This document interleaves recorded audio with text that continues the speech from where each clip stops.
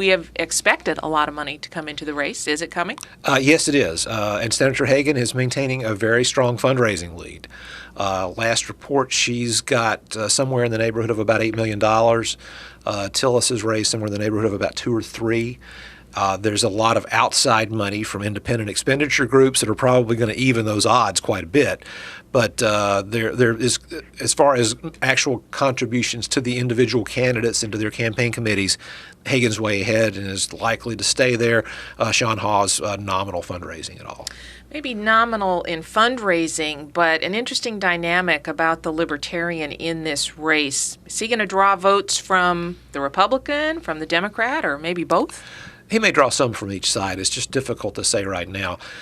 Some of the early polling has shown that he's drawing support somewhere in the high single digits.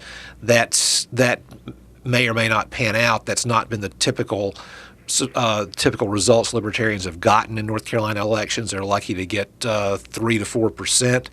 And that's only when you have fairly well-known candidates or well-funded candidates. So that's the outcome will be interesting to see from the Libertarian side. Senator Hagan has basically held on to a very narrow lead in the polls throughout, getting in the low 40s typically. I don't recall a three-way poll, at least, if not a two-way poll, in which she's cracked 50% yet. But then again, she's never actually trailed Tom Tillis. And so the margins have been narrow, but they've been there. And so because of that, it's interesting just because it's never a good sign when the incumbent can't crack 50%. Right. But then again, she hasn't finished in second place in a poll yet either. And so it's so the race continues to be considered a toss-up nationwide, largely because of national trends which are not going well for Democrats.